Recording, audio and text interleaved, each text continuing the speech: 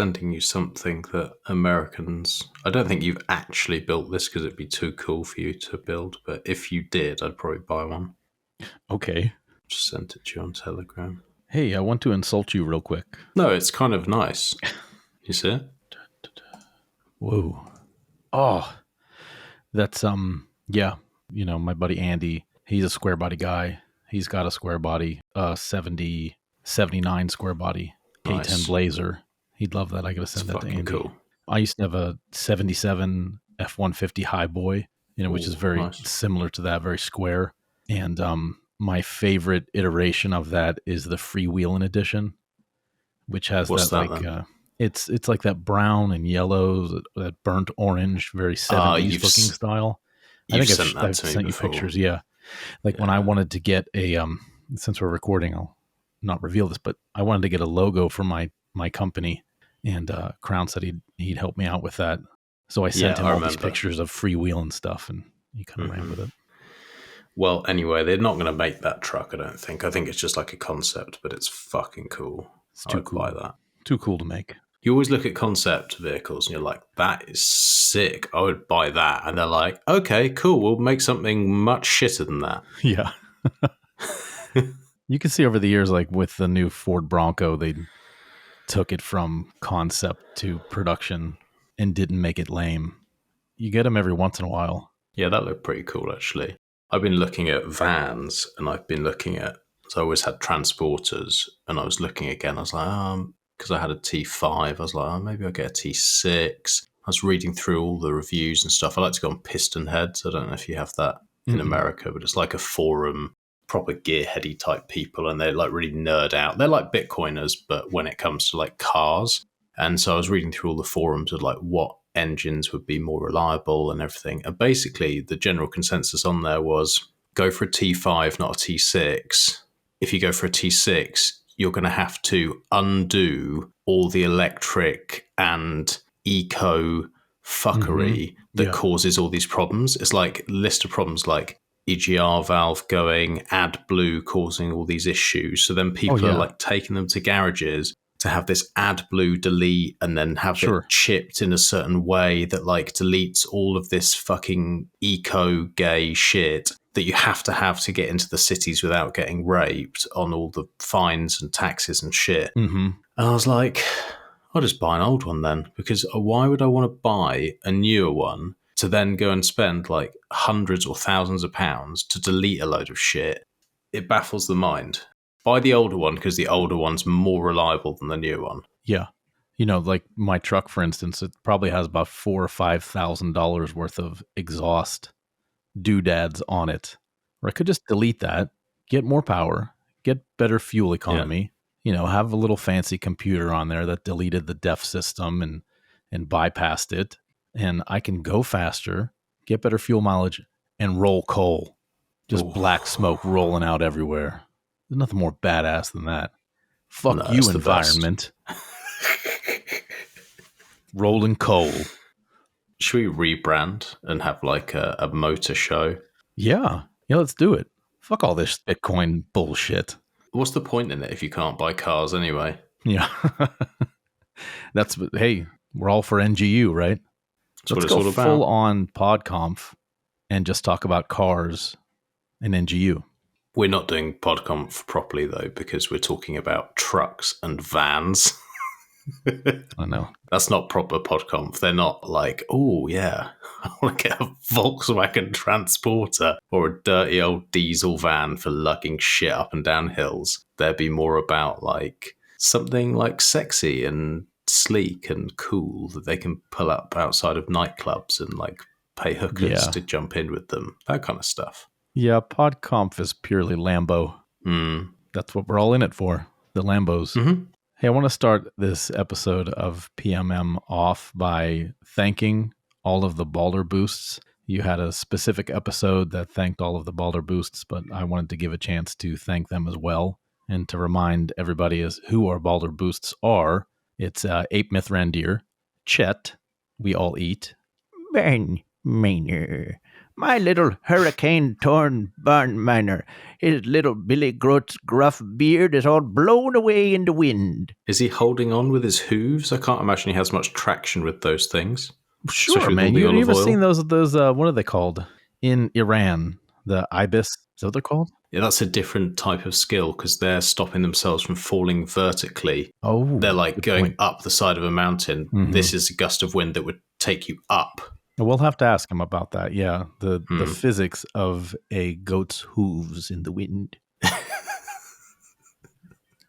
Another baller boost is Kaboomrack's Alex, Late Stage Hoddle, Solex, and our beautiful blue-boobed, blonde-haired Smurf #Sludette. Whoever you are, my sweet dear. I've got such a crush on you. It's embarrassing. Sarah is very jealous. I bet she is. I'm lucky because my missus doesn't listen to the show, so she doesn't get to hear me swooning over the blue boobs. Each one of these people has contributed to the privacy and self-sovereignty community, the mining community, the Ungovernable Misfits team for a really long time. Ape Mithrandir has to be one of the OG boosters on Ungovernable Misfits, for sure. Definitely. And when you see the things that he does within the community, helping people on Sparrow Wallet channel, always answering questions there, he's a very giving person. The personality of all of these people, they're all very giving. Chet, of course, has contributed to Ungovernable Misfits in the pleb miner space since the very beginning. Barn miner. That goes without saying. Alex, if people don't remember, he was one of the original sponsors of our Pleb Miner Monthly show. Out of his own pockets as well. Mm-hmm. Yeah. Helped us give away machines. He's, I would say he's the second best miner gear salesman. Very well. We won't mention who number one is. Won't we? Well, we probably will later on in the show. We'll get that over with. Late Stage Hoddle, he's more anonymous on Fountain, but he's around under other names. And if I were to tell you his name, then you'd realize that he's been a part of this for a long time as well. Solex, the father of the Meshtadel, has given me so much inspiration in life, giving me deeper meaning in life, so much so that I named a cow after him. And now that I've eaten that entire cow, I feel like Solex is a part of me. Is that weird? It's quite nice. All right. I thought you were going to chalk that up to being really weird. When we have these PMM shows, we mention a lot of people. A big part of the PMM show is the social group that we're building around these people that are in the Ungovernable Misfits periphery. So it's important for new listeners to understand that these cast of characters aren't just like personalities. They're actual friends and other Meshtadelians. They're nodes within the Meshtadel. So we not only thank all of the baller boosts that are nodes within the Meshtadel, but all of our other extended Meshtadel nodes. And you too can be a baller boost if you're willing to donate in some form or another 1 million sats or more. So there's hope for others to add their names to this list. Oh, we got a few who we've got our eye on who are very close. I hope to get there one day. Someone was asking me, because obviously we accept Lightning, On-Chain, P.M.M, Monero. What's the new one? Motherfucker. Oh, Ethereum. There's so many different names. I'm going to have to look it up now. And it's thrown me off now. Oh, I wish I had my Are You a Shitcoiner theme queued up. Why does my brain not function properly anymore, mate? I suppose it doesn't matter. It was probably a shitcoin anyhow. It actually wasn't. Cash, silver, gold. Perhaps people are going to pay you in meat or raw milk. I was getting somewhere with this. We take all these different types of donation, but someone sent a new request asking, do I have a PO box? Because they wanted to send me cash and hobnob biscuit supplies. What the fuck does that mean? Do you not know what hobnob is? I would consider hobnobbing being associating with people. Like schmoozing or... Yeah, it's a type of biscuit. Okay. Yeah. And so you would have tea with somebody and eat these biscuits. Yeah, generally. You'd have like a... Do you do that in America? You'll have like cookies, you probably call them. I love when you do American cookies. It's true though. I bet that's what you call them. Cookies. Do you want a cookie with your tea? You don't even have tea. You have a cookie No, with your hot drink milk tea. drink with sugar in it. Coffee. You'd have coffee and donuts. Coffee and donuts. Oh, that's quite nice. It's quite a nice combo. You always trying to fag us up, and you're going to lose every time, pal. No, you are more faggy.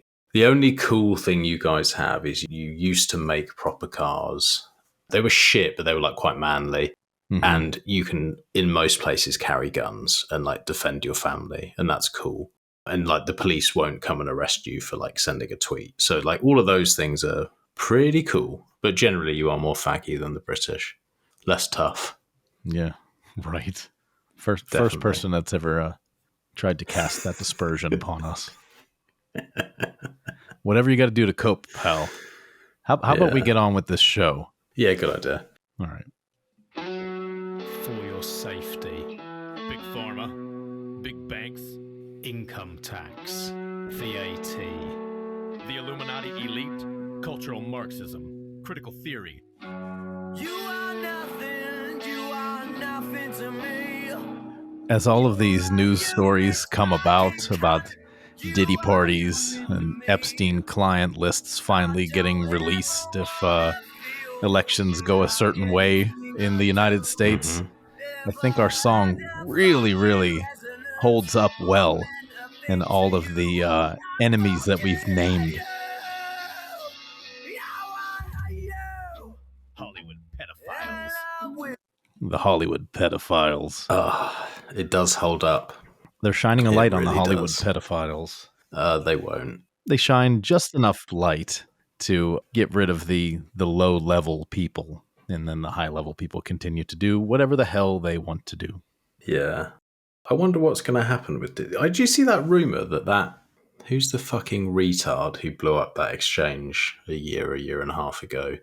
Sam Bankman-Fried. Sam Bankman-Fried. It's probably just people fucking around, but they're like, oh, Diddy's sharing a jail cell with him. Yeah. I was thinking, surely not. Surely they have their own cell. But then I was thinking, oh my God, poor guy. What you want to be in with? They save money on bed sheets. They can probably hang them both with the same bed sheet. That's true. That's the only thing the government's efficient at. Suiciding people. Suiciding, yeah, they're very good at that. Not so good at covering it up well, though. No. Trail of breadcrumbs everywhere they go. And then sometimes they place the breadcrumbs so you can go into cookie crumbs. You can go into the little dark corners and get distracted by arguing with people on the internet, and then they continue to do whatever they're going to do. Man. Good point.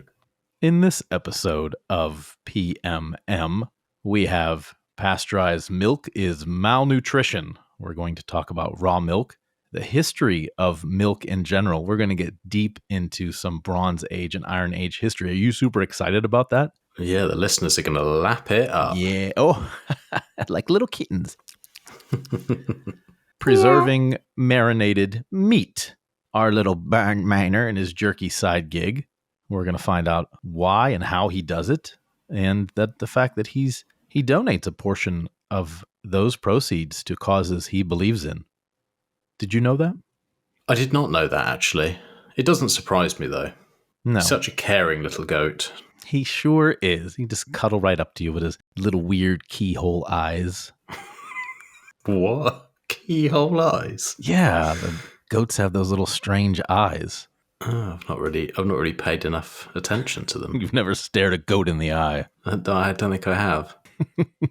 We're going to talk about producers, mesh-to-del marketing, and potential strategies for plebs who are attempting to sell things like barn jerky and Otis coffee or one-off productions of things. How the hell can they get around the fact that they don't know how much to produce, how much inventory to hold? We've hinted at this. We're going to go deeper into that conversation. Our friend Bubba is going to have a philosopher's pit stop, a minstrel's musings. We're going to cover one of Bubba's sayings every PMM episode. I think you can have one of Bubba's sayings and we can have an entire hour-long conversation about that saying. It's not vaginal blood fart, is it? No, it's not. Okay. It's actually relatively clean. I listened back to that episode and was like just a little skeeved out that we said it so much, but you said it with such vigor. I do things properly, mate. You've made that a part of your vernacular? Yes, very much so. Congratulations. Thanks, Bubba. We're going to have permaculture practitioners mastering more than the material. We'll have a very brief review of the 8 forms of capital, which we've spoken about before. Then we returned on to that concept by Carl from Carl's Corner. Crazy Carl from Carl's Corner likes to talk about the 8 forms of capital. But we're going to focus on social capital because that's what I think the P.M.M. show does very well. And we're going to end the show with the P.M.M. mission to build meaningful relationships. Like the one we have, Max. It means a lot. Yeah. you had to think of something. What can I say about John claiming we have a meaningful relationship? But first, we will review our Podcasting 2.0 boosts and let everybody know what kind of meaningful relationship we have with our boosters. First up is Rennickman with 100,000 sats.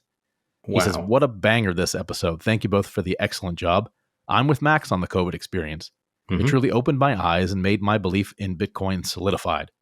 Unfortunately, I lost my dad right at the beginning of it and wasn't able to fly to his funeral. That's fucked up. Yeah, that's fucking... And right at that moment, everything changed for me. I was blessed with a child, took the responsibility of a mortgage, and protected my family. First test was to convince my wife not to take the vaccine in order to go back to work.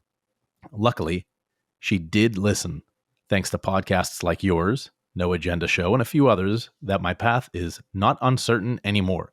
Much love and appreciate from Chop Shop, I think he meant to say, from the Chop Shop in Miami. And he says, fuck Fountain app. I've been hearing a lot of this lately. Force me to split the boosts into 2. Is there a limit after 100,000 sats? Anyway, lovely episode. Thanks again for your efforts. That's cool when you've touched someone's life like that. That's a nice thing to hear. Yeah. Ray's a really good guy. I'm very, very happy that you've convinced your wife not to have the vaccine. You fought against it. It's good to hear. It wasn't easy. Yeah, I hear a lot of these stories that I didn't take it, but my wife did because of work. It's one thing for people to have these personas, you know, they're real hard asses, but if you can't apply that to your own family, then you're just a keyboard warrior. My missus was working at the time. I won't dox what industry, but she was asked every single day, like literally every single day, because it wasn't just the people that she was working for, it's everyone else that she's working with. I think she was the only person who didn't, and everyone else would ask and stuff, and like not necessarily be like horrible about it, but like there was definitely an undertone of like, well, that's good. She has somebody to come home to and lean on. Yeah, she could depend on you for support in that. Exactly. But at the same time, like I wanted to go in and just like call everyone a cunt and be like, can you fuck off? But you can't always behave like that. Oh, like, you don't say. It's like, you know, we might, but it doesn't always work for other people's careers particularly well. So I think a lot of people went through it, and like pressure from families, and if you're having kids around the same sort of time as it was going on, all the pressure for mums every time we went into a hospital, family members, and like basically saying like, if you don't do it, you're putting your child at risk, and that's a terrible thing. You know, all this kind of stuff. And it's just like getting through that with conviction, and then also not completely destroying the friendships and relationships with the people around you who are otherwise good people is challenging. So well done for getting through it, mate. Rod Palmer. Still feeling FOMO from missing Lake Satoshi. Good, you should feel the FOMO, pal. Yeah, you should, you fucking Don't miss lazy it next time. bitch. You didn't turn up. How dare you. Black Coffee. The Charles Muriel article is a flippin' banger. It was. That article touched a lot of people. That was a really good one. That was my favorite one, I think. There was a build-up to it. It was quality. Lake Satoshi. I would like all of my sats go towards Chet's boosting being read in a fat fuck Subway guy voice. From now on, the resemblance is uncanny. Oh. Is he saying the resemblance of Chet and the fat fuck guys? That's what uncanny? He's saying, yeah. Ooh. I think it's very rude. Lake Satoshi, very rude as well. Is it true, though? Is it fair? No. Is it reasonable? Chet's quite fit. Well, he quite often says that he's a fat fuck. Oh, he's just saying that. Okay. Late stage hodl. Hashtag who is Hashlatet? Wish I knew. Wouldn't he like to know? Yeah. Wouldn't we all like to know? Well, Chet knows. That fat fuck. He knows. Mm-hmm. Solex, sunshine, up, and an atom. Mm-hmm. All right, we're up. Okay. Fundamentals. I've been asking what a gander is for a very long time. A decade of gander equality and gander reveal parties got me nowhere on my quest. Powerful. He's a weird guy. Yeah. Jumped on a call with him yesterday. It was good fun. Yeah, and that episode will air before this one does, so hope everybody enjoyed getting to know fundamentals a little better. It actually won't. This one's going to go out first. Oh, okay. Oscar Mary's going to go out. Oh, yeah. Then it's going to be this one. Then it's going to be that one. Okay. Thanks for letting me know the schedule of the show, because I can't keep track. Neither can I. John answered a long-held question I've had, and I can finally pursue more productive quests. Oh, I'm sure it's going to be very productive fundamentals.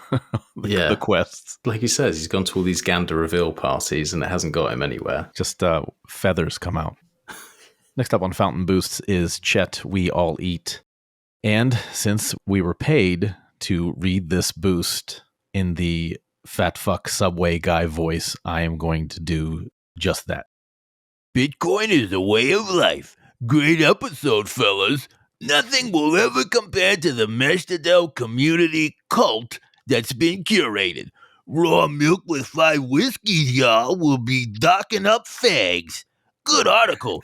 And John, you read it so homo-erotically, I feel the tears rolling down Max's face, LMFAO. It's actually quite fitting. I think Lake Satoshi's really come on to something. He's so ahead of the game. That was brilliant. Thank you, Chet, and thank you, Lake Satoshi, for setting that up. Next up is Shadrach. He says, pray and love. We do just that, and pray and love to you too, Shadrach. Bubba, think of Lake Satoshi event and having many types of events around the world. Selling your wares at these events like Meshtadel Farmers Market, or a flea market, or something like that. Lovely show, chaps. Cigarette, whiskey, fuck you, fuck you, fuck you. So, Max, now you're getting healthy. That's great. But now you wake up on a pool of piss. So I'd say you're breaking even. Keeps happening as well. I still do nothing except getting closer to death. I wake up dry as a bone. So I think I'm breaking even. Cowboy, cigarette, whiskey, cactus, skull and crossbones. Is he saying because he doesn't wake up in a pool of piss that he's good to go now, even though he's old? Yeah, he's doing better than me, isn't he, really? He's having the whiskeys and cigarettes and he's enjoying life. But he's still evading waking up in a pool of piss. And I'm trying to be healthy, even though I haven't gone to the gym this week at all. I've just literally edited and fixed nodes. I'm trying to be healthy, but I still wake up in a pool of piss every morning. Not your own. Not your own, everybody. Not my own, not yet. That's not a few years away. 8 Mithrandir. Charles Muriel is pretty based. Yeah, not indeed. Pretty based. He's very based. Wartime.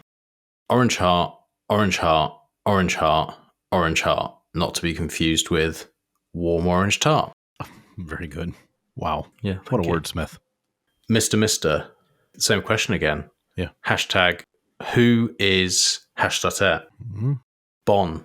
That cunty list is quite exclusive. What cunty list? You don't remember. I was trying to think. That cunty list is quite exclusive. People who you consider cunty? Consider most people cunty. That's a lot, yeah. Including myself, yeah. Rev Huddle. Bitcoin meetups are the seed from which Meshtadels put down roots and grow flowers, cross-pollinating with other meetups nearby. Go to your local meetup, bring something to sell, stack KYC-free sats, and provide value to the Bitcoin community, all while building powerful relationships. That's lovely. That's very good advice. Yeah, we don't even need to record the rest of the show. He so succinctly put in pretty much everything that we're going to talk about on the rest of the show. So let's wrap it up. Cross-pollinating, the seeds from which Meshtadels grow roots. I love it. Yeah. It's all there. And it is the best way. If you can go and sell some goods or services for some sats, nothing better than that. That's the best. Circular pleb economy. It's like being in the room with Solex. Brother Abel, ASIC instructions before leaving Earth. Now we know, and I'm going to say it like that every time. Another excellent episode. Charles Muriel's writing was excellent, and his caution that the media is dishonest is sage advice. Well, you don't say. A rule that served me well is to only believe credentialed journalists who report for the Bugle in a thermodynamic manner. It hasn't steered me wrong yet. I agree. Palmer and Greaser, they're credentialed, so everything they say is legit. The low point of COVID for me was seeing followers of Christ snitching on pastors and priests, having police arrest and shut down churches. Gay! Yeah, being so brainwashed, they actually thought what they were doing was right. I've forgiven, but I'll never forget.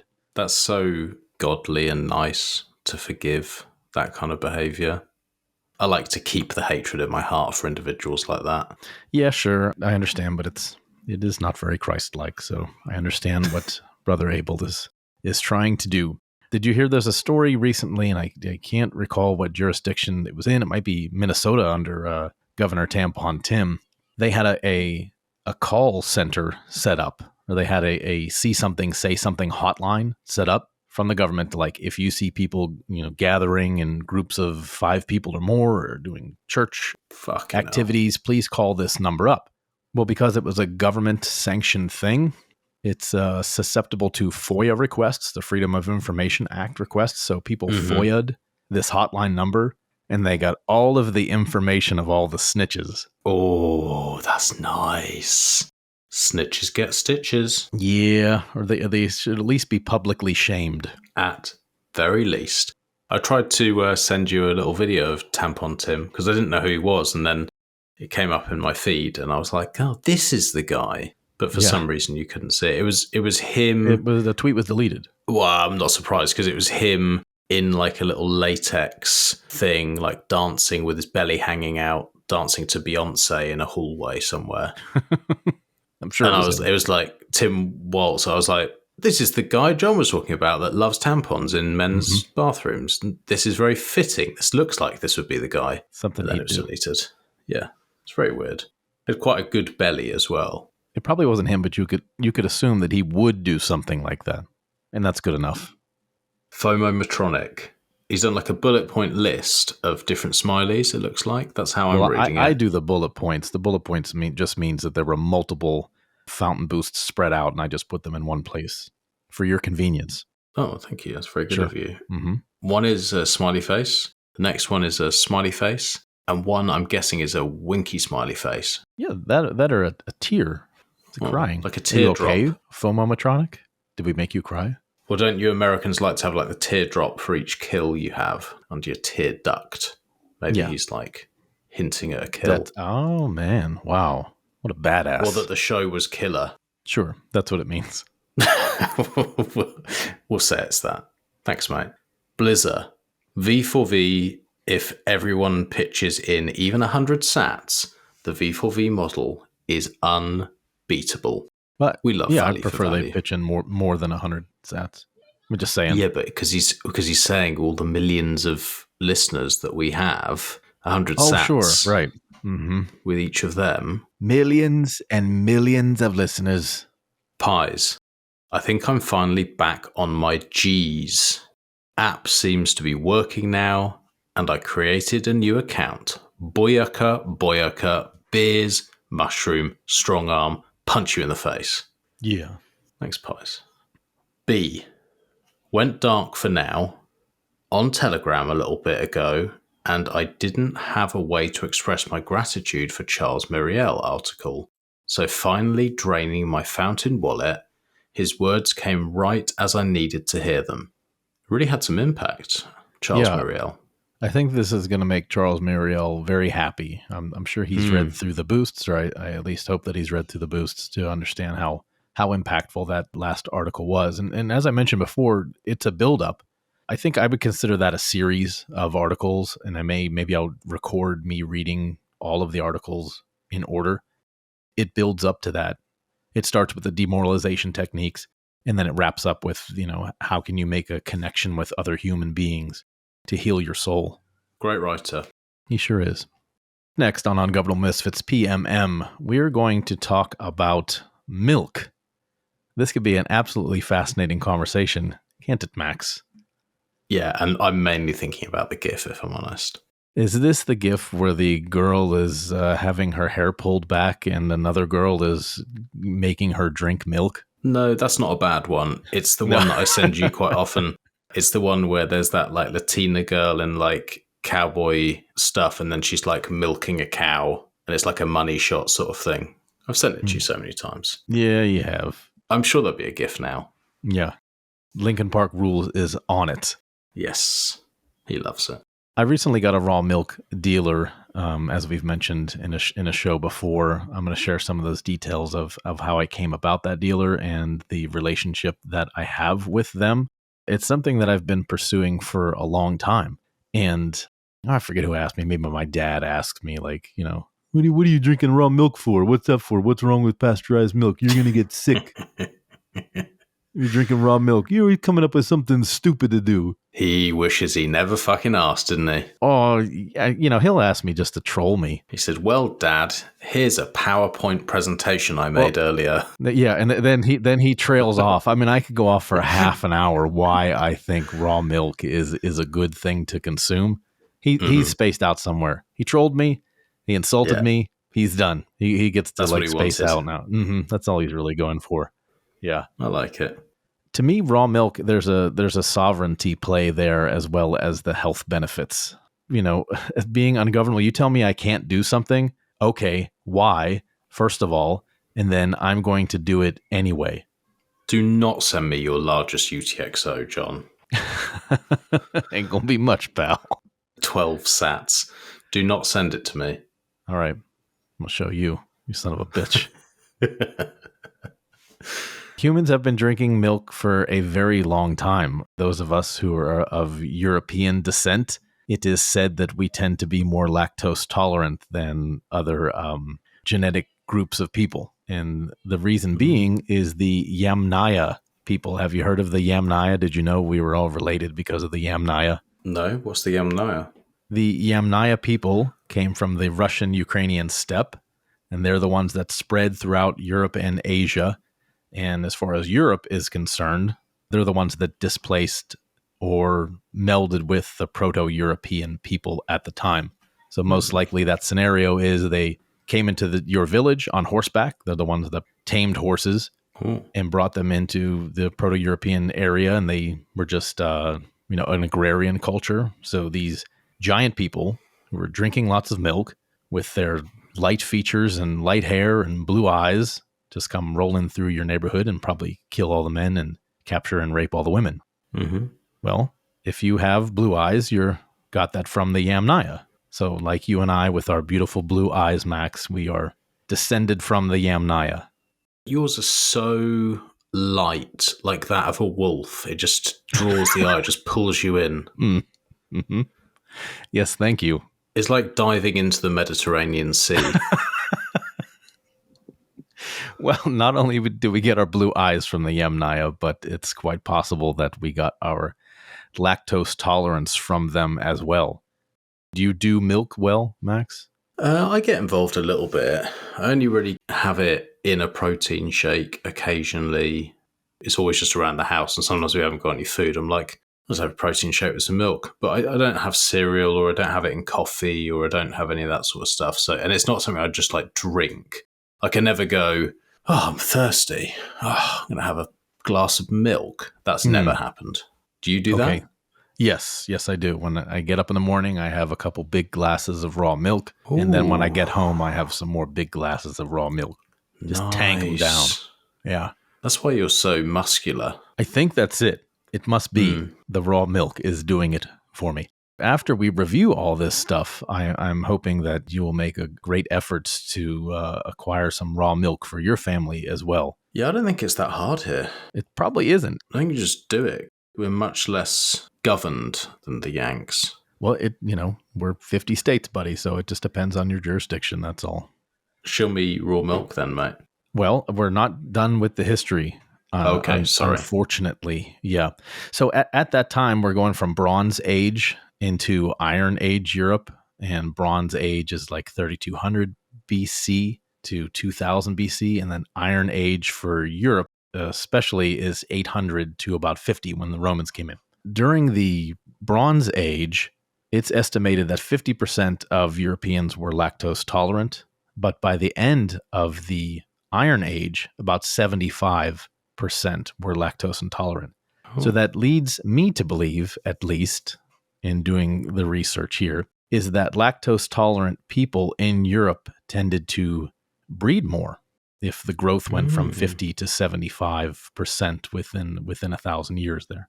Drink that raw milk, you're ready to get down.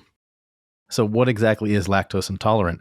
It's us having lactase persistence. That's an enzyme that breaks down lactose. We'll go further on in this later on in the episode, but essentially all the elements are there in raw milk to break down the lactose.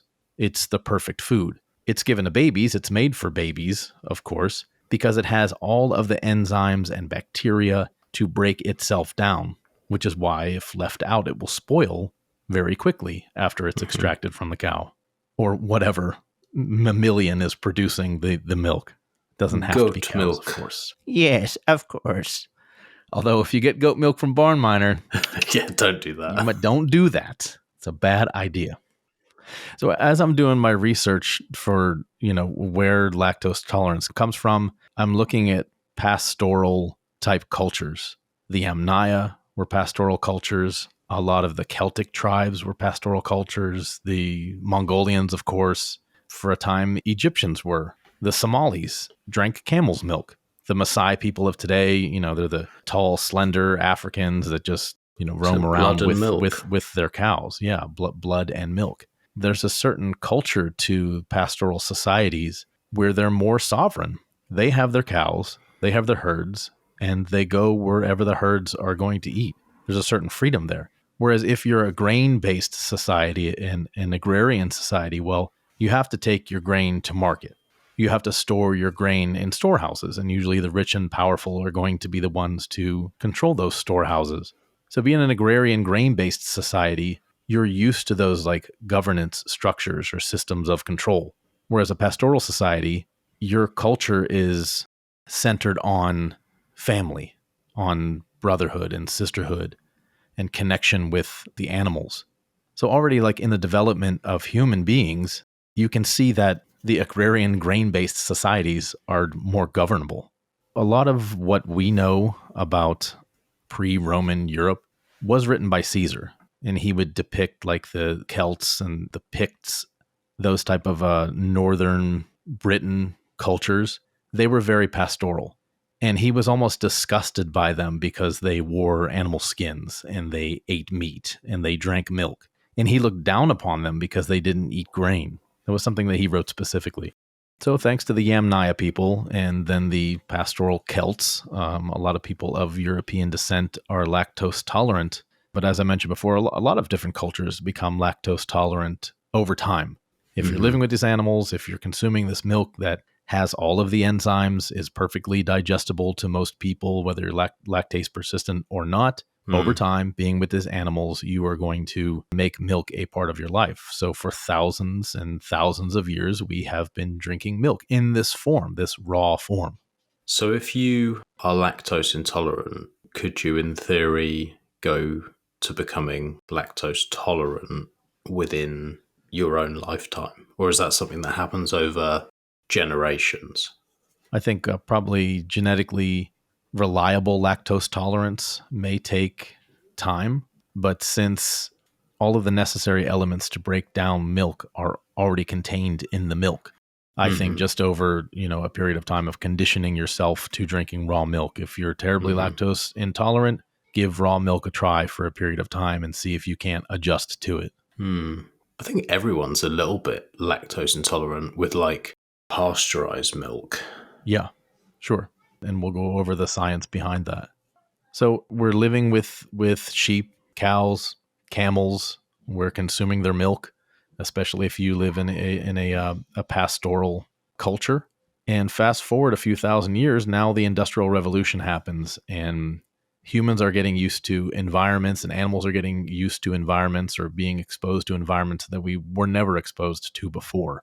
So in the late 1800s, and this is just as far as the United States is concerned, I did not research the UK, but I have to imagine it was pretty similar at the time. You have something called swill dairies.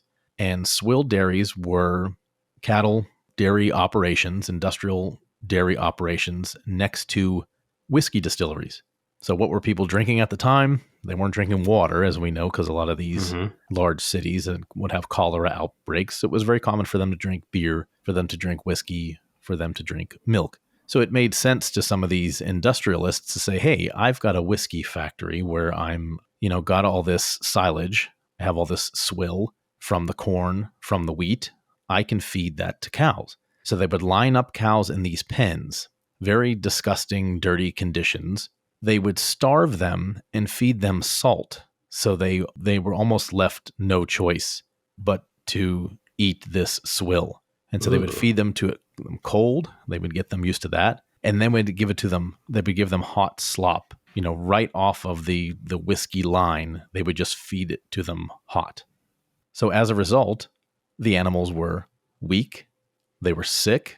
The milk that came out of them was thin. It was pus-filled. Some of it was blue in color. They would fortify this disgusting milk with chalk, flour, plaster of Paris, anything to get it to look like real milk. Yeah. That's disgusting. Sure. So in a lot of these, larger impoverished industrial cities, New York specifically, people were feeding their children this fortified milk. And child death rates went way up during this time. So because of children dying, they said, well, we must do something about this disgusting milk that everybody is eating. And so pasteurization had already existed. Louis Pasteur invented pasteurization.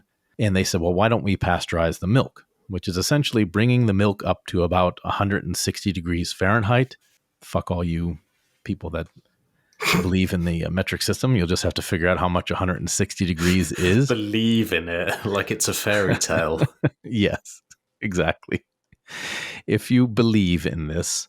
I stopped believing in that when I was 5. Celsius is like Santa Claus. Yeah. It wasn't a reaction to people getting sick from raw milk.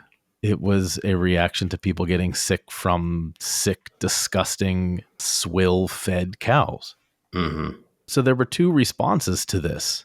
One of them was for a team of doctors to go around and inspect different dairy operations and make sure that they were producing healthy raw milk, which that seems like a good thing. Like a lot of these doctors volunteered to do this, to go around and inspect different dairies and say, okay, well, you need to abide by these cleanliness standards so we can have safe, healthy raw milk.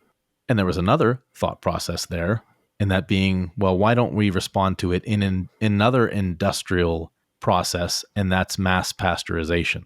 So the 2 people that were responsible for this, the pasteurization side of things, it was a guy named Nathan Strauss, and he actually co-owned Macy's. So he's an industrialist. He's a rich guy. They do things a certain way. The Certified Milk Commission was led by a guy named Henry Coit. It's actually called the Medical Milk Condition. I have this written down. That was an unpaid team of physicians that went around and inspected these operations. Who do you think eventually won the day? The money. Yeah, the money. Always. Not only was he backed with Macy's money, this Nathan Strauss, but we're going to talk about the Rockefellers again. God, they get a fucking snouts and everything. They sure do. The Rockefellers patented pasteurization equipment. So they have a patent on this equipment. They produce a lot of this equipment. This is going to be the way it is done. So it's a tale as old as time. Can a small dairy farm afford pasteurization equipment? So as with anything, once the big guys get involved, they want to pass laws, and they're the only ones that can afford to abide by those laws. The only ones that can afford to run these big industrial dairy operations. I thought to myself while writing these notes, one of the first interviews that we did, Max, where I talked about the Whiskey Rebellion, and to refresh everybody's memory, that's part of the history of Western Pennsylvania. It's the Whiskey Rebellion. They post-establishment of the United States of America, they created the whiskey tax. The Hamilton administration created the whiskey tax to try to raise money to pay for the war that we just fought over here against you cocksuckers. Well, of course, rural Western Pennsylvania, which was frontier, could not afford to pay a whiskey tax. These are guys that grew corn, grew wheat, and the excess corn and wheat they turned into whiskey. A very simple process. Grow corn, make whiskey. Have cow, milk cow. No, you can't do those two things. We have to go the industrial way of things, the big rich guy way of things. We have to pass laws. We have to pass extra taxes that you guys can't pay, processes that you guys can't follow because it's too expensive. So this argument goes on for about another 40, 50 years or so, where you have these two camps. You have this industrial dairy camp, and they're winning the day. And then you have like the medical milk people that just want to make sure that dairy farms abide by cleanliness standards and you don't feed your cows whiskey silage and slop and put them in a giant barn where they're so weak you have to tie them up to stand up. Jesus. Well, in 1944, an article in Ladies' Home Journal featured something called undulant fever. You heard of this? Undulant fever? I don't think I have, actually. No, I don't either, because I'm pretty sure that they made it up, where they said tens of thousands are suffering from raw milk disease. Tens of thousands. Tens of thousands of people in 1944 in the Ladies' Home Journal was suffering from undulant fever. I'm sure they were. Where 1/4 of people who had undulant fever died.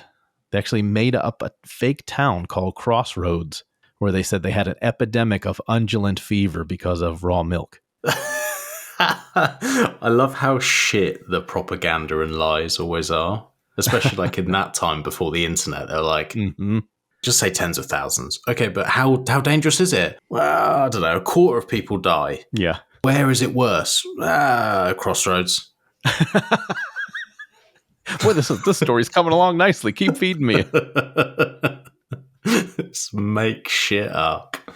No one will know. No one will check. They'll believe us. We're credentialed. Fake news. It reminded me of COVID. For us, do you remember seeing the videos from Italy? It's like, okay, the Chinese people are falling, face down in the sidewalk, and people they're coming to pick. Everyone knows that. But once I saw the Italians dying, hey, paisans are dying here. So they get everybody ratcheted up about undulant fever. They get everybody ratcheted up about COVID. Once you're scared and you realize people are dying, here comes the systems of control. So after that time, that's when the real push started, where now it's legislation in different jurisdictions and states and areas to ban raw milk because of the undulant fever. Same old move every time. Yeah. Do you ever used to play the game Tekken? Sure, yeah. I'd like to be that kung fu guy. Like if you get good at Tekken, you sort of realize there's a couple of moves, like a few kicks and different things where you can be far enough away from the person and you can just repeat the same fucking move. And there's nothing that they can do constantly forever and you just win. That's what they do. Let's make some shit up, make everyone scared, have a way that we can profit and control people, which is the solution. And they'll be very happy about it because they're so scared. Done. Tie up with a bow. Any inconvenient truths? Crossroads. Throw some shit in. Italy. Always the same move. Instead of calling it Crossroads, we're going to call it Crossroadio.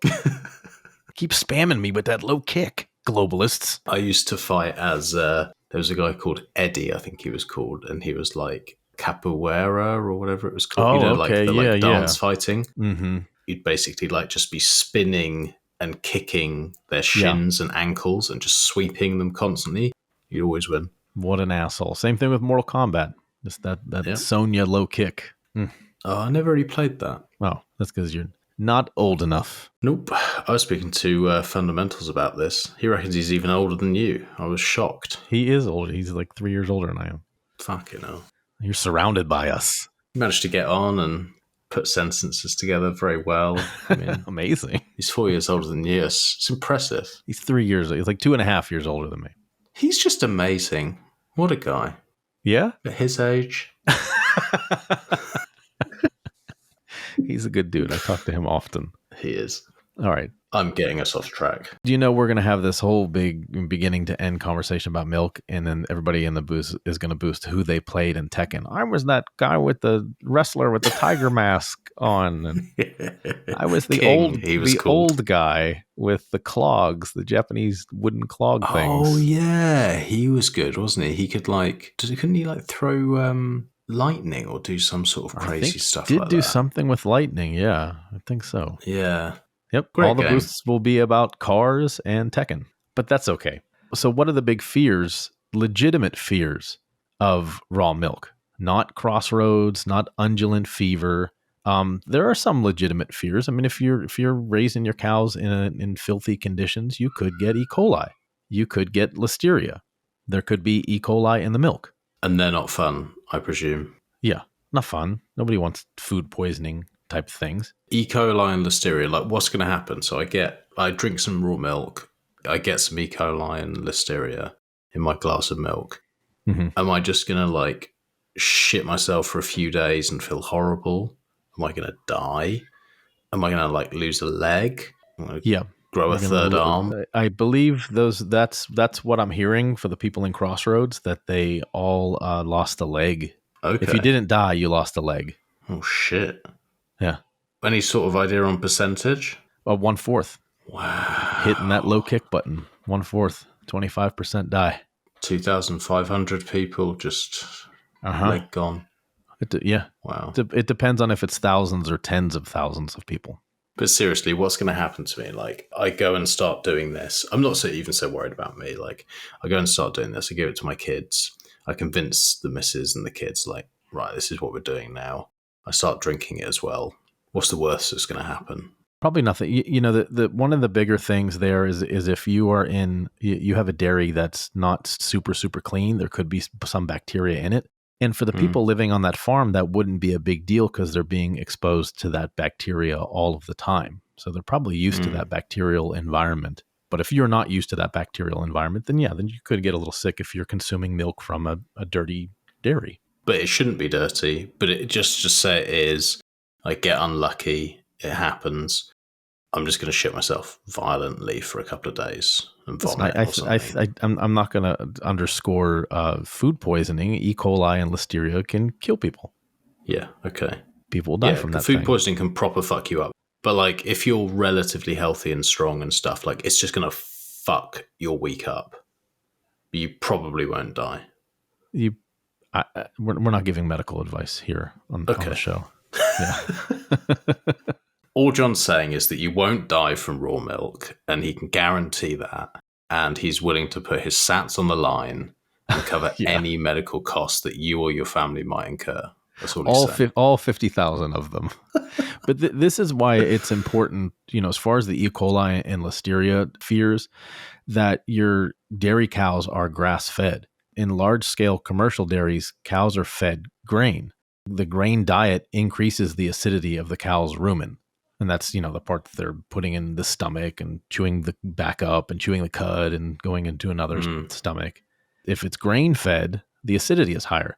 A grain-based acidic rumen environment that actually allows E. coli to adapt and survive. But normally E. coli would be killed by the stomach acid in the human anyway, especially if it's grass-fed. You need to find somewhere that is grass-fed, that's like a very good quality place, build a relationship with them, and then you should be okay. Yeah. If you got grass-fed cows, they're healthier, less chance of producing bacteria, harmful bacteria like E. coli.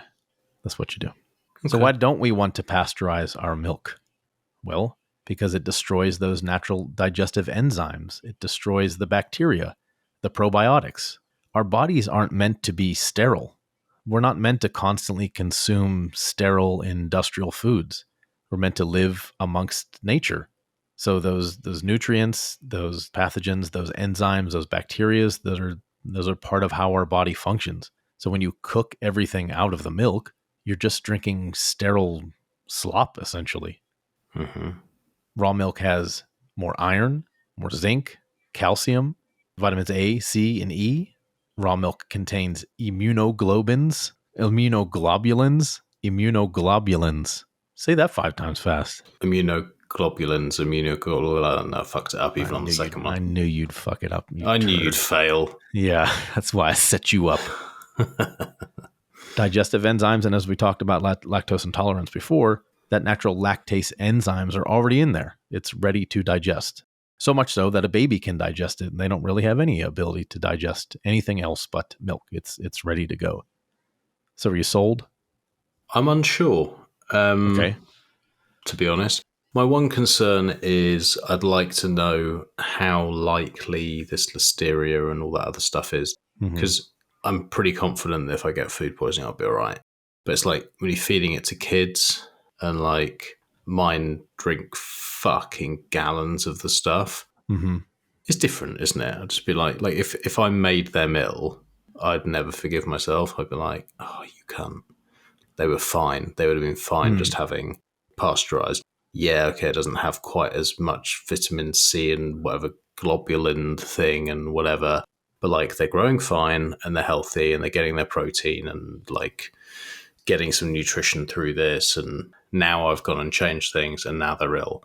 I think that would be my concern. So I would like to know, and it's difficult as well because it's like with things like this, you're in between a rock and a hard place because you've got the Bitcoiners who are so fucking sure that they're right on everything. And usually they're a lot more right than the average person. And usually they're more right than doctors and bankers and politicians and like all the people that most people listen to. They're usually right and those people are usually wrong.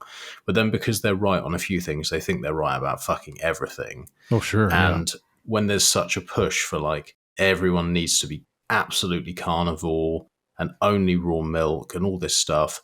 And then on the other side, you've got like the doctors and stuff who would say that's really dangerous. My guess is it's like somewhere in the middle, and it'd just be nice to know actually how likely is this? What is the danger? And then what are the benefits? Because it's like if you're not lactose intolerant anyway, so you can drink milk anyway, and you're having organic milk from a good source, like how much better are you going to be with raw milk? Is it like you're going to drink this and it's like one glass gives you 5 times more nutrients? Or is it like one glass? Like 10% more? Yeah, no, it will give you much more nutrients. You know, you already have more than much. I don't like much. Much more. An extreme amount more nutrients. Like hundreds of percent. I didn't look that part up, Max. Okay. Yeah. This is the things that I would like to know. My gut feeling tells me that because it has been the natural way for such a long time and humans have done this for such a long time, it is most likely that it is more healthy.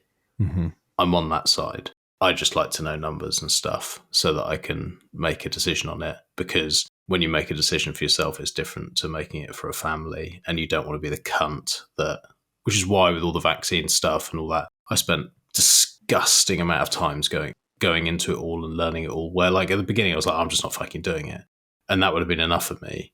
But then you have to do it for everyone else, and that's a completely different ballpark. If I were to tell you, so let's take some numbers here and say vitamins A, C, and E. And raw milk has, I'm going to make up these numbers, okay? 1,000 micrograms of A, C, and E. And pasteurized milk has 100 micrograms of A, C, and E. So we got 10 times.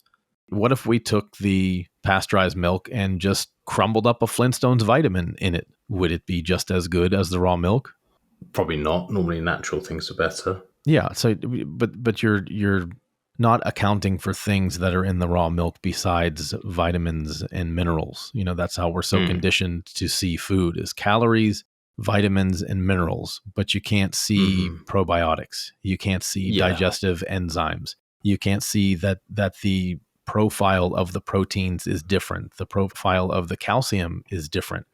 It actually hardens the calcium, and you're not able to digest the calcium. So you think you're getting stronger bones from milk because you've been told that by the milk board forever. Well, not so much if you are drinking pasteurized milk, because the calcium is now hardened because of the heating process. So it's the bioavailability of all these vitamins and nutrients and enzymes and probiotics that your body can just easily digest it and it's ready to go and be metabolized. Does freezing kill off the probiotics? That's a good question. Yeah, I would say no. Freezing tends to suspend things and heat tends to kill things. I just wondered if it might be that it doesn't necessarily damage the probiotics and stuff, but it might kill the Listeria.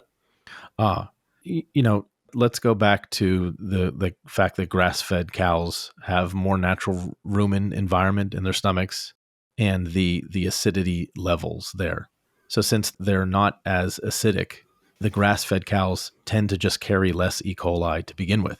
Okay. So if it's in a clean environment, the E. coli risk is a lot less, and the E. coli that it produces, the strains, are not as powerful. So your body is capable of dealing with E. coli because of the stomach acid environment that you have. Since we're omnivores and able to digest proteins because of a relatively high stomach acid content, you're probably okay versus a cow who's got pretty low stomach acid content, especially a grass-fed cow. So, I think in this, you're like siding with the industrialists, or you're not thinking about the history that we reviewed. That's why I wanted to go over it so much, to let people know that, hey, we have been living with these animals in these environments and consuming their milk for thousands and thousands of years, and nobody thought this a particular health risk. But now that we are expected that everything has to be so sterile, as if we've existed in a sterile environment throughout all of our evolution, and we have not. We're capable of dealing with E. coli. But when it's been like supercharged with industrial processes, with processes that we have not evolved with, we haven't evolved with pasteurization, we haven't evolved with cows on grass-fed diets and industrial dairy operations. So because we haven't, now you have to introduce another industrial process, and that being of pasteurization. Yeah, I mean, like I say, I'm certainly more on the side of it sounds logical that you would have it. I would just like to see some sort of numbers. Like I know people who have had raw milk for years and years and years and years and years, and they're absolutely fine. There's no problems. So like just looking at it that way, I'd be like, yeah, I'll be fine. But it would just be interesting. There are still Listeria, recorded Listeria and E. coli outbreaks within pasteurized milk. Okay, so that process doesn't always kill it. I would say it would always kill it, but there might be something else in the dairy process where it can be reintroduced back into it. Okay. Can you get it from cheese? Can you get E. coli and Listeria from cheese? I imagine you can get it from just about anywhere. Okay. I didn't look into raw cheese, but I do get raw cheese from the Amish. We go to Sugar Creek, Ohio, and go to the cheese chalet and load up on cheese. Raw cheese. Nice. Have you ever had a raclette? No, what's that?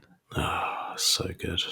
It's like a Swiss cheese, and they have a huge half wheel of cheese, and they bring it over to your table, and you've got like new potatoes, and you've got like ham and all different things, and then they have this like heater which heats up like this whole massive thing of cheese, and they just get a scraper and just scrape this massive thing of like melting cheese onto your plate. It's a bit like a fondue, but it's kind of like a bit different, and it's delicious. Fondue will do. Well, you may not be convinced, but I was convinced that raw milk is right for me and right for my family. Actually, the only one that drinks it is the youngest one. She's the only one that's down with it. The other ones don't like milk. Oh, they don't like milk at all? Not really. In cereal, that's about it. I think I'll try it. I think a lot of it comes down to a trust thing. I think if I knew a farmer, like for example, like if Joel was knocking about in England and he was like, hey mate, yeah, come round, come see the cows, whatever, let's see the place. This is what we do with the milk. This is how it works. And I see it's all clean and good and nice. And I'd be like, all right, can I just buy it off you? And he'd be like, yeah, cool. Then I would be like, okay, I kind of understand what this is. But like going on some little website in the UK and then going to some little farm and then chucking some notes to a farmer and then he gives me some milk. I'm just like, I don't know who the fuck you are. I don't know what the process any farmer is. there, you want to get closer to your food source. Why is Aldi's any better? You get milk at Aldi's, but where does that milk come from? Who's that farmer? I actually don't. We go high end for the milk. Oh, okay. Because it's my boy drinking it. Like, I Yeah, go for yeah. the most expensive organic. Like, Mhm. we proper ball out when it comes to milk. Let's go back. I mean, this is probably just going to be an episode on raw milk, I think. I think so, yeah. Yeah, well, it opens up a lot of other conversational topics. What is organic? Who certifies organic? The organic mafia. Yeah, exactly. And can they be grain-fed organic? Is that okay? Is that part of the organic requirements? Good question. Probably. Because grain-fed cows have a different stomach acid environment, and E. coli is more able to grow in their guts and adapt and survive in their guts than grass-fed. So is it organic and grass-fed milk? And then if it's organic and grass-fed milk, well, then that's a pretty good environment. So why wouldn't you trust that probably everything else is on the up and up? And now you get the benefit of, more enzymes. It's more digestible. It's more bioavailable to your child to break down the calcium and the proteins and nourish their little bodies with it. Let me ask you this. When you eat a steak, do you cook the living shit out of it? Yes. No, you don't, you fucking liar. No, I go for a medium rare usually. All right. I have rare sometimes, but it depends on the steak. Does well done steak taste good to you? No, it tastes like shit. And I would say that's because all of the tastiness, and why are things tasty to us? Well, they're supposed to be tasty to us because they provide us with nutrition. And so you don't want to cook out all of the nutrition from a steak. Does that happen when you do it well done? Do you cook out the nutrition? Yeah, I think so. Okay. I just sent you raclette, by the way. A little image. All it's right, not the best image. It'll give you an idea. Ooh. Whoa. Yeah. Why don't we have this? It's fucking epic. Oh, I need this in my life. It's such a nice cheese as well. Like, it is delicious. And so, like, if you go to a restaurant where they do it, they bring that huge block of cheese and just scrape it onto the plate, and you just nice new potatoes and ham, and think it's fucking amazing. Anyway. Whew, thanks a lot. I'm hungry now as well. Yeah, quite. My recommendation to you, Max, is to do what I did. And I know you're pressed for time, and on the weekends you're trying to do all this dad family stuff, and during the weekdays you're editing and working on the show and trying to work out and such. But I think it could be a good family weekend for you guys is to see if you can find a local farmer. Those kind of people love to do show and tell.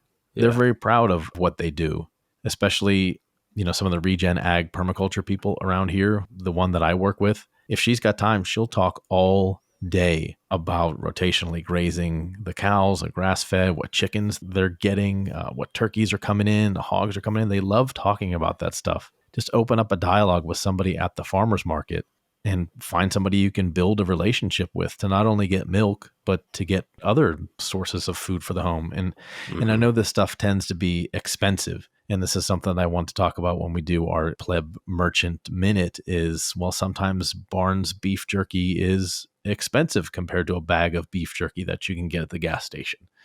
Otis Bittmeyer's coffee might be a little bit more expensive than the coffee you get at Aldi's. But is there a portion of your family food budget where you're willing to purchase high-end things because you know the producer of them or you know the quality of the food itself? In my opinion, I overpay for the raw milk, but I'm perfectly okay with overpaying for the raw milk because I think it helps build a permaculture and regenerative agriculture community where I live. I don't want that to die. I'm okay with overpaying for some of this stuff. If I were rich, I would probably get all of our chicken and turkeys and pork products from this farm. Raw milk, I've got the meat and eggs thing secured myself, but I would probably do more of it. Milk's not an expensive item. Even if you pay double, like it's like if I go to like Waitrose, which is posh, where all like the boomers that don't work who have got like cushy pensions, and they're just like fucking around in the way. Those ones who are like spending the money, that's where they go, Waitrose. Or Marks and Spencer, one of the two. And if you go there and you buy the most expensive option, you get like, I don't know, like 2 liters of milk. It's like £3 or something. Okay. £2. it's not great. So if someone was like, oh, that'll feed your kid for the next 3 days and it's an extra 50% or 100% more, I'm like, well, it's not. We'll survive. Like, we can do that. But if it's like 10x, then maybe it'd be like, oh, I'm not sure about that. I pay $7 a gallon for this raw milk. Gallons, what, 5 litres? Gallons, 5 litres. That's about what I pay. Okay. Yeah, that's about milk, what I pay. I think milk must be cheaper here then. If I were to get just the Aldi's milk, I think you're probably talking about $2.50, $3 a gallon. I don't do the shopping, obviously. Okay. And then I used to get this milk from a local dairy that was pasteurized, but it wasn't homogenized. It was just really good. They called it cream line milk. I don't know. Maybe the name of it was really good. Yeah, we get the unhomogenized thing different, isn't it? Yeah, and that was about $4 a gallon. A little bit more expensive, but it was a local dairy, and they seemed like good people, and the milk was really good. And then when I got the price for this raw milk, and by the way, there's only 2 choices here. I was like, you know what? I'm just going to eat it. That's going to be one of my luxury items. I don't smoke. Don't really have any vices, these extra things that I spend money, that normal people spend money on. I don't go to McDonald's. I don't do any of that. I mean, you see what I eat every day. I eat eggs and steak and milk. So this is a big part of my food budget is that. And since I live that kind of simple lifestyle where I don't really have too many vices, I feel it's okay to splurge on that. Treat yourself. Yeah, I don't think that's expensive either. I'm just looking now. Dutchy, organic, unhomogenized whole milk. That's what we buy. And that is 99p a litre. So £5 is £5 a gallon, which is about $7. It's about the same. Oh, wow. I think your milk prices are expensive over there then. Well, no, I mean, this is what I'm saying. It's like the most wanky expensive. Yeah. If you're like, I was just like, what can I get the boy that's like good? And I'm like, I'll just get him the best milk that I can get in the shops. And that's the one. And so you're not paying like ridiculous money. I'd be interested to see if you couldn't get a hold of somebody local that produces raw milk and have a conversation with them. And I think if you sure I can. You would get over this hump. I think if it weren't for the kids, if I just said to you, hey, you should probably switch, you'd be like, oh yeah, okay, whatever. Yeah, well, I'd also have time to go and do that as well. I'd go, yeah, okay. And you'd say, well, you just have to go to a farm and speak to a human being and shake their hand and do these things and pass them slave notes. And I'd go, yeah, okay, I'll just do that tomorrow then. Yeah. But it's time. You're also a very, very protective dad. Like you consider a lot of these things. And I do too. And I'd say most people do. It just needs to be like an extra level of caution for you. Yes. Well, get over it. Yeah, you little bitch. They're replaceable anyway. You can just make more of them. Just make more of them. You learned that by now. Before we move on to basically wrap up the show, because we talked about raw milk for an hour, it's fine. Listen, if people are used to listening to these PMM shows, it's just going to be more free thought, and we're going to go down different rabbit holes if we want to go down that, because we're under no obligation to talk about anything else besides what we want to talk about. Mm-hmm. I'm just thinking about this hesitancy. You're really better off looking for grass-fed raw milk than grain-fed pasteurized milk.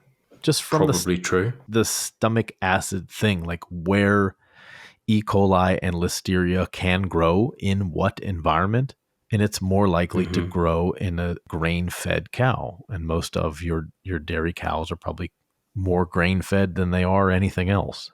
So I'm just curious as to why that doesn't trip you up more than anything else. Like, oh shit, I can't believe my kids have been drinking grain-fed cow milk. Because everybody has it and their kids aren't like shitting themselves to death. Neither are raw milk consumers. You don't have to defend raw milk with me. I'm not I'm not like coming for raw milk or its enjoyers. I'm just making sure, doing my due diligence. I've spent enough time where I've had food poisoning and fucked myself up from traveling and stuff, and I'm like, it's fine. I just shit myself for 3-4 days. It's fine. I've got a really good technique for it, which is that you actually lie, because if you get bad food poisoning, you're like sweating, you're too hot, you're too cold, and then you're vomiting and shitting. Sure. So what I like to do is just lie in the bath, and then I just vomit and shit myself, and then just shower myself down. When it's really bad, that's the way to go. Okay. Yeah. What I'm saying is I'm not concerned. Like, I can deal with that stuff. It's just different with kids. Sure. But you know what's happened after this discussion? I've gone and poured myself a glass of unhomogenized organic wanky Dutchy milk. And I don't think I've drank a glass of milk I think I've ever drunk it. I would never do this, but I'm doing it now sort of in your honor for this show. So I'm going to try some now. Cheers. Yeah. Instant food poisoning. Yeah, it's average. I don't know that I like the unhomogenized thing. It's just a bit lumpy, isn't it? Well, you're supposed to shake it up. Yeah, I did do that. Just a bit. That's not bad. See, you know how they homogenize something? Shake it up. They actually spray the milk high pressure through these nozzles, and it shatters the fat globules. Ooh. That's how homogenization works. Shattering fat globules. Someone needs to homogenize me. Hey, you. Hey, I think you're onto something. Any other questions or doubts before we move on? No, I think you shilled it quite well.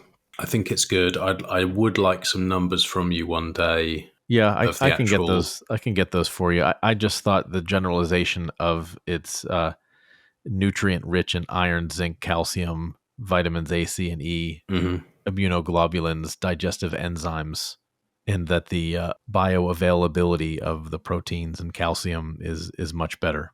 Mm-hmm. You can break it down. Good. What are you going to do with this sterile milk? Well, I'm going to drink it and then piss it out later, I guess. All right.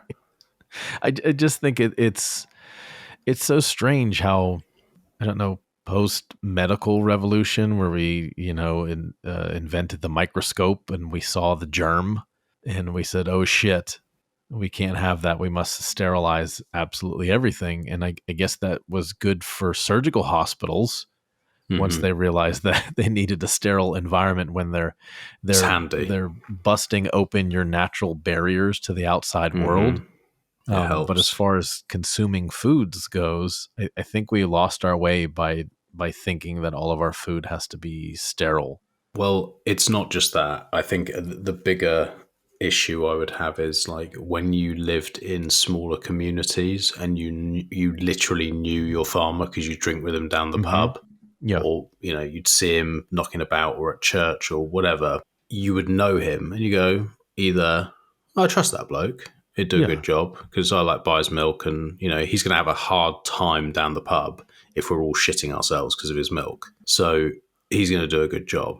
But because we're so disconnected from it, and that's just what we're used to, I think, that trust of well, you're doing something here that isn't suggested. You've got to sort of go out of your way to do it. You've got to it's just the time of if I knew a farmer, like I said with Joel, is totally different. I just bell them. I just go, look, mate, can you just hook me up with some milk? I'll send you some sats. And they go, yeah, cool, done. Right, that's it, end of. I wouldn't have any more issues.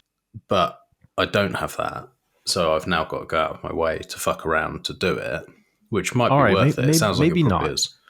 So that you have your certified organic system, and like we mentioned previously, those two camps of that Nathan Strauss guy from Macy's versus the Henry Coit people from the Medical Milk Commission. Is there some sort of group of people that are willing to go out and inspect these things and give their industry or trade union stamp on the raw milk? Do you trust that group of people? Probably not. All right. Well, then, as far as the sale of pasteurized milk is legal in England, Wales, and Northern Ireland. It can only be sold directly to the consumer by registered milk production farms. Opens in a new window at the farm gate at a farmhouse catering operation. Farmers, blah, blah, blah, blah, blah. Food Standards Agency. BBC. Is raw milk a superfood or a dangerous fad? Let's see what they say. Whatever the BBC tells you. Yeah, sure. You do the exact opposite. We're going back to the Ladies' Home Journal. Does drinking is raw milk safe? Salmonella, E. coli, Listeria, and Campylobacter. Pasteurized milk was the cause of 12 outbreaks during the same 25-year time. 12? That's nothing. Representative FSA doesn't really say. They're a bit on the fence, to be fair, the BBC here. Oh, in England and Wales, raw milk is sampled and tested 4 times a year by hygiene inspectors. The farms are inspected twice a year, and the herd must be healthy and free from bronchiolitis and tuberculosis. We have a bit of a problem with tuberculosis around here. It's the badgers, apparently. Really? Yeah, apparently they carry it. I don't know if it's true. Who fucking Don't go knows? fucking with them. I like badgers. My dog made friend with a badger. Adorable. Yeah. We went out, and my dog's he's like hench, but he's not that big. Badgers are fucking hard animals. Sure. Like, really tough. I went out one night. I was just like calling him. He wasn't coming in. And then I went out with a torch, and I was like looking. I was like, where the fuck is he? And then I like shine the torch. I was like, oh, there he is. I was like, come on, in, mate. And then I was like, hang on a second. That's a fucking badger. And then I did the torch slightly to the left, and they were just nose to nose, just like staring into each other's eyes, just like completely calmly. And then they just came in. Wow. Yeah, it was really nice. Got a photo somewhere. I have a very similar story. When we had a dog here, I had a boxer named Jack. Oh, great dog. Great dog. I love him. I think about him every day. That's how much I love and miss that dog. But we would just let him out. He just kind of roamed around, would chase deer, disappear for an hour, come back all lathered up, sleep for a day. So one time he's doing his thing out back, and he sees a groundhog, and he chases the groundhog, backs it up against a tree, pisses on it, and then just trots his way back up the hill and into the house. And that groundhog was just sitting there like, what the fuck just happened to me? Oh, that's class. That's my boy Jack. I love boxers. They're such sweet dogs. How do you feel about clipping their ears? I don't really know. We've never had any of our dogs clipped or anything. I don't know. I haven't looked into it. All right. Frenchies don't need their ears clipped. They're just naturally up there. Yeah. Did you have yours done, the boxer? I did, yes, because they look like they have Down syndrome if you don't clip their ears. I didn't want a Down syndrome dog. Match with you, mate. Bug. What is it they say? You look like your dogs? Yeah. That's why I had to have him. I look exactly like a small, stocky little thing that shits on the kitchen floor and snores. Yeah, that's you. That's how I imagine you. That's exactly how I am. Well, let's wrap the show up. Let's talk about our sponsors and get the hell out of here. Yeah, let's get them out of the way. Let's get them out of the way. I'm not even going to play their intro theme songs. It doesn't fit the tone of the show that we just recorded. BIFROST Manufacturing. I love them. That's it. That's the ad read. I bet they drink raw milk. I would say that they probably would drink raw milk and eat grass-fed beef from a farmer that they know. As a matter of fact, Aaron, the owner of BIFROST Manufacturing, has a buffalo hookup. Ooh. That motherfucking Sasquatch is eating buffalo meat. Tell me that isn't some badass shit. That is cool. Can you get buffalo milk? I don't know. That's a great question. Oh, they have buffalo cheese, but that's like buffalo. That's not from buffalo. Yeah, that's different. Yeah. We'll ask him. Nobody from the United States is going to pronounce anything buffalo. No, that's especially from Pittsburgh. That's buffalo cheese. That buffalo cheese is good. Good. What do they do up there other than just eating buffalo? Do they do any work? They certainly do work. 3D printing and printing in general is a big feature because they're willing to go out and buy all these crazy machines that nobody else can afford. And they're like, yep, we'll buy that. We're not doing normal 3D printing on things that require high precision. We can go beyond normal. Plenty of ability to do 3D printing. They can even make their own filament. But when you need some kind of high precision components, perhaps for the aerospace industry, which is very robust, they can do that. They have the ability to print in, what's it called? Let's see if you remember this from the last episode. What's that printing method called? Yeah, I remember we talked about it, but I can't remember. Was it like PEV or I can't remember now. There were letters in it, so I'm glad you remember that. So I will go over all of their 3D printing capabilities. They have DMLS, and that is the metal powder printer. So when you say they have a metal printer, and they're one of the few manufacturing organizations around that have this metal printer or the ability to do that, that is called DMLS. They also have SAF and SLS printers. That's polymer powder. Mm-hmm. And SLA, that's the one that we talked about last week. Yeah. That's the resin printer where as it prints, it sprays something else on top of the resin. It hardens it. It's got a very high-tech camera that constantly examines the print to make sure that it's homogenized. Yeah. Maybe they'll get into the homogenization industry. I don't know. If you want anything building and you want it done properly and you want people who accept Bitcoin and think like us and aren't cunts, check them out. And it doesn't have to be 3D printing. It doesn't have to be the aerospace industry. Anything you think of, they can come up with it. They do traditional services as well, welding and fabrication, machining, tooling. If you want them to, do you want to ship them a bunch of parts and have them put it together? They'll do that too. They make stuffs. They fix stuffs. They create stuffs. That works. They'll do it all for sats. Yeah, they'll do it all for sats. You can reach them at their website, BIFROSTmanufacturing.com. Oh, one more time, buddy. One more time. BIFROSTmanufacturing.com. Doesn't get any better than that. It does not. Here at Ungovernable Misfits P.M.M., we are also sponsored by ALTAIRtech.io. Also a raw milk enjoyer. Yeah, is that so? Yeah, and when they're not drinking raw milk, they're shipping miners. Indeed. It's one of the two. Mm-hmm. Especially miners that can heat your home. Winter is coming. We already have a chill in the air. I think our low tonight is going to be just a few degrees above freezing. So I'm actually worried about my tobacco plants, if I have to cover them or not. After I get off of this recording, I'm going to look that up to see if I have to cover my tobacco plants. You've got tobacco plants? I don't even think you smoke. Why have you got tobacco plants? I don't smoke. I just wanted to grow them. You know, I was inspired by Dick Greaser and all of his cigarette smoking. And he's always talking about KYC cigarettes and KYC free cigarettes. And I said, shit, I'll grow my own fucking KYC free cigarettes. Ungovernable motherfucker.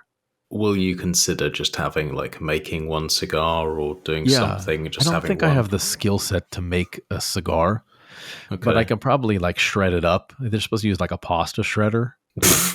This is true. This is what people do. You dry it out and they use a little cheap, spinny pasta shredder, and that's how you shred up the tobacco. Or you could roll a blunt, use the tobacco leaves. Yeah. I'm going to roll a really shitty blunt. I don't smoke weed either. What am I supposed to do with all this stuff? I don't know. The process goes, a greaser had said to me, he said, I think it's a really long process to dry tobacco. And I'm like, why? It's just a fucking leaf. I think it should probably take about 6 weeks. Dry it out. Which it does take 6 weeks, but then you have to ferment the tobacco to really bring out all the flavors and to bring down the tannins and let the carbohydrates break down into sugars and let the proteins break down into amino acids. And it's a whole science to it, so that you have to ferment it for additional bioavailability of nutrients from the tobacco. Okay. It's natural, people get no proper chemicals. into their cigars, don't they? Let me ask you something. Is it dangerous for me to smoke this KYC-free tobacco because there isn't some FDA-approved inspecting team seeing if the health and safety, that there's no mold in my tobacco? I would say no, because you said you were going to put it through the mixer, the coin join, pasta shredder. The pasta shredder, and that's going to do it, yeah. Yeah, well, there's going to be no trace to know if it was or KYC or non-KYC. They're not going to know. All right. So I think you should be covered. I just want to make sure it's safe, and I have a government inspector who's letting me know whether I should consume that. You'd love it if I just went, oh, yes, John. Oh, if you say that raw milk is good, I won't ask any questions. Oh, no, I don't want any stats. Oh, no, thank you. Just your word is all I need. Wait a minute. tons of fucking stats. I just didn't have the percentages of vitamins and minerals in it. Yeah. Versus cooked milk. We won't cover that ground again. Can I have my milk cooked, please, Daddy Government? Cook my milk. Make it safe. I'm scared. People have been drinking milk for thousands of years. I don't care about Yamnaya. If you're smoking non-KYC, either cigarettes or blunts with your milk, it's going to cook it anyway. You're going to have enough heat there that it's going to get the Listeria right out of there. So that's the middle ground, is just when you are having some raw milk, if you are worried, smoke a blunt with it. Whew. All right. You know what you could do is heat up your milk with one of ALTAIRtech.io's Loki rigs, which are the bit chimney space heater and the Erlacher build. I'm a big fan of this new bit chimney space heater because he designed it last year and it was 3D printed. And I think a lot of this 3D printed stuff looks goofy and shitty. And we talked about that a lot when we first got BIFROST Manufacturing as a sponsor, to say that you have a ton of ideas in your head. And hopefully now that you are full-time, that you'll be able to bring these ideas to fruition. And it's pretty cool. You've got somebody like BIFROST Manufacturing that can make that. ALTAIR with his bit chimney. ALTAIR. Fuck, I'm still doing it. I'm still doing it, Max. It's that raw milk, mate. It is. ALTAIR. Raw milk. ALTAIR came out with that bit chimney last year. Great design. You know, the whole Loki thing, what Zach Baumsta did, enabling us to take a lot of these miners and converting them over to 120. He did that. It's real slick. It stands upright, brings the cool air from the bottom, spits out some hot air at the top. It was 3D printing, and he thought to himself, this looks 3D printed, and I don't want that. I want super high quality coming out of everything from ALTAIR Tech. So he said, taking it off of there, I'm redoing it. Now he has, what do they call it? An aluminum extruded case. So it feels like a real manufactured product, not just some, and this is no insult to anybody that does the 3D printing stuff, but it's not just some pleb product. Yeah, I have to say I'm not a massive fan of all the plasticky stuff. If you have this in your home, it's nice to have it looking and feeling quality, like a something that you'd go into a shop and buy, and that's what this is. It looks like a proper appliance. Currently, they're on sale at ALTAIRtech.io, anywhere from $13.99 to $19.99. The $13.99 model is the BitChimney S19K Pro. If you want a little bit better efficiency there, you can get a BitChimney S21. And these are single board builds here, and that is $2,000. If you go on to altairtech.io/products/BitChimney, be sure to use when you check out our promo code, which is Ungovernable. altairtech.io, the BitChimney, use promo code Ungovernable. Also worth saying that everything that they sell is grass-fed and organic. Indeed. There you go. It's got the right rumen acid environment. Not doing any grain-fed Erlachers. And finally, to round out our sponsors, we have the Lake Satoshi Beach Retreat. And no, I'm not playing a Bob Seger song.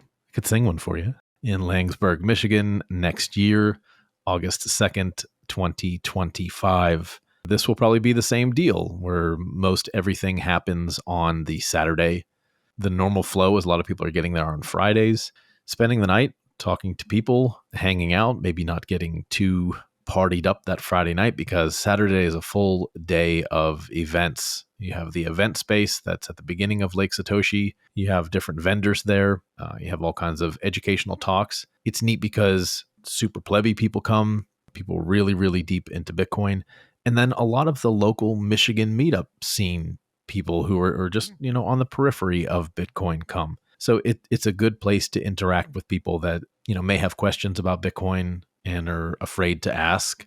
Well, now you've got about 50 plebs who are dying to talk to you about Bitcoin, who are dying to talk to somebody that wants to hear them talk about freedom and sovereignty and sound money. And that creates a great environment, because it isn't just super plebby people. It's open to people who are just generally curious about Bitcoin and freedom and sovereignty and being a part of this community. The best event you could get yourself to. It's certainly the most Mesh Tadel type event. And the more and more we talk about it, it just seems like there'll be one more person that says, you know what? I got to come to this thing. You guys have been talking about it for 2 years. So many of the people that are involved in the Meshtadel and involved in Ungovernable Misfits are part of this core Michigan meetup scene. They're some of the most active Ungovernable Misfits in our little crew. And people are starting to be convinced that this is the real event. Fuck the Bitcoin conference and Bitcoin magazine and any of these other events in Las Vegas or Miami or Pacific Bitcoin, anything like that. Lake Satoshi's the real deal. And guess what? It's only $21. I think Pacific Bitcoin was quite a good one, wasn't it? They had a wave machine there. That's is that right? Super plebby. Well, of course, Super Pleb Corey Klippenstein is there. And as the Bugle told us, he is the plebbiest of all plebs. Did you like my artwork with my swan that had a tattoo of pleb on it? I saw that. It's very thoughtful. Yeah, it's a nice touch, wasn't it? It was indeed. Well, Max, that wraps up our raw milk episode. 2 hours of raw milk talk. We had so much on the list, but there we are. You people wouldn't fucking believe it if I told you, hey, you know what? I'm going to go back in the show notes and I'm going to tell everybody all of the show prep that I did for just this one show. We did one thing, and it's now midnight where you are. Lovely jubbly. That's it, sir. Thanks, everybody, for listening to this episode of P.M.M., where we talk about milk. You didn't think it could be done? 2 hours of milk talk? Yeah, we really milked that one. Yo! We had that loaded up this whole episode. I didn't actually. Pretty sharp. I'm an utter genius. On the natural charge, bon voyage. Yeah, from the home of the Dodger Brooklyn squad. Wu-Tang Killer, beats on the swarm. Rain on your college ass disco dorm. For you to even touch my skill, you gotta go to one killer bee, and he ain't for the kill now. Chop that down, pass her all around. Lyrics get hard, quick, she went to the ground. For an EMC in any 52 states, I get psycho. Killer, Norman Bates. My producer slam, my flow is like bam. Jump on stage, and then I dip there. That shit is banging. Ooh, baby, I like it raw. Yeah, baby, I like it raw. Ooh, baby, I like it raw. Yeah, baby, I like it raw. Baby, I like it raw. Yeah, baby, I like it raw. Ooh, baby, I like it raw. Yeah, baby, I like it raw. They got issues, even if he ain't slaying on. Well, good to stand be still hard, they turn it. Well, we're all side, say that he likes it raw, keeping it dirty down to the floor. See, my name is the ODB, and I'll beat your ass. For the ladies who know me, tell them who the fuck I be. For the niggas who know me, tell them who the fuck I be. My style comes down on you like rock. Sitting on the dock, by the dock, by the flock, by the break, by the block. Got East Coast lockdown, padlock. My zoo niggas be all on down by the flock. Ooh, baby, I like it raw. Yeah, baby, I like it raw. Ooh, baby, I like it raw. Yeah, baby, I like it raw. Baby, I like it raw. Yeah, baby, I like it raw. Ooh, baby, I like it raw. Yeah, baby, I like it raw. Baby, baby, come on. Baby, come on. Baby, come on. What the fuck anybody wanna do? Right motherfucking hand. I heard that. I'm the God who's the head of the Lord. Dirty bastard from the Wu-Tang squad. Can I get raw? Yes, I get dirty to the floor. Rhymes hitting on your mind, you can never ignore. Hip-hop to me is like a place to be. My specialty for me to do is them. Say what you wanna say, baby, say. I'll flip the microphone any day. I'm master because I got that gift of gab. Niggas get mad, your ass never had. This talent that I got will result in spot. MCs, you got paid a lot. You ever noticed a black man jam most slam? When it comes to the money, you wouldn't put it. It's what you gotta do, what you got to do. Come on, can I get the Wu-Tang? Tang, Wu Tang, Wu Tang, Wu